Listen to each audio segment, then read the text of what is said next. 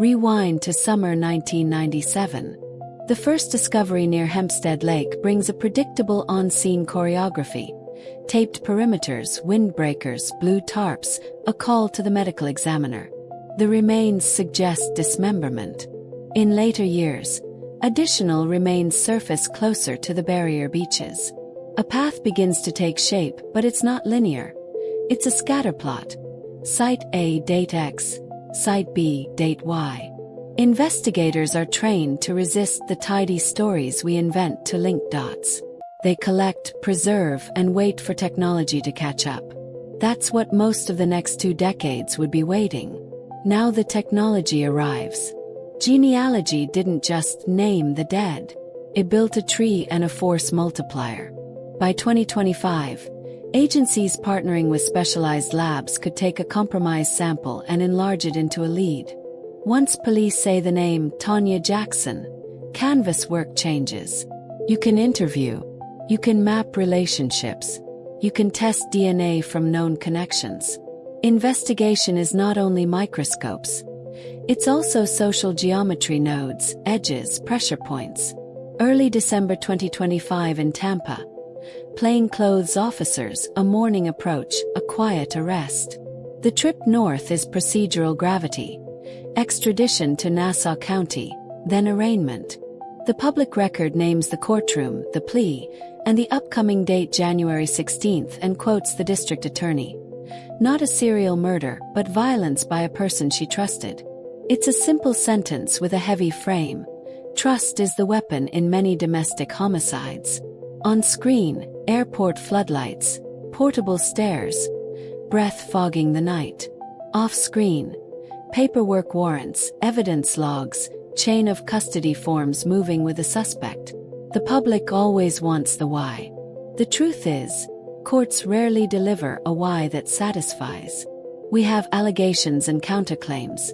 That there was an affair, that there were conflicts, that dismemberment was executed with skill, possibly informed by past military/medical experience.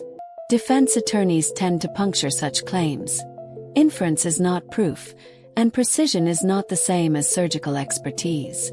The jury, if we reach one, won't be asked to name the motive. They'll be asked whether the elements of the crime are proven beyond a reasonable doubt. Still, in a forensic analysis, motive helps us understand risk and pattern, even if it's not needed for conviction. What about Tatiana? As of this recording, prosecutors have not charged Dykes in the child's killing. They acknowledge the 2-year-old was found dead, that remains were recovered, and that the case is intertwined by biology and grief.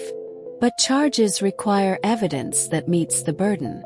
Until then, we honor the boundary between what we suspect and what we can say. And the DNA. Expect a Daubert-like fight in the background.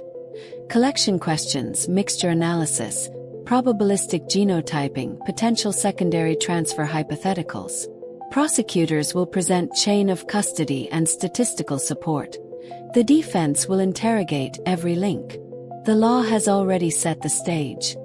Dykes pleaded not guilty. The rest is proof. Mineola, late afternoon. Cameras outside, heavy wooden doors inside. Andrew Dykes, 66, former trooper and Army veteran, stands with counsel and enters a plea. Not guilty to second-degree murder in Tanya Jackson's death. The district attorney speaks clearly. This is not a serial murder. This is trusted person violence. The judge sets January 16th as the next date. Tanya's relatives stand with prosecutors and decline comment. The formalities disguise the weight. Names, her true names, are finally part of the record. Not just a tattoo legend. The ocean remembers everything, but it does not tell stories. People do. Science does. In a few weeks, the court will decide what the science can say and how loudly it may speak. M.O.R.T.E.M. Breakdown ranking. Motive. Alleged intimate partner/parental control and secrecy inferred from relationship context. Final motive remains for a jury to weigh. 7 out of 10. Operations.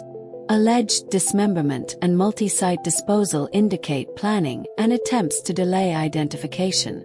8 out of 10. Reach.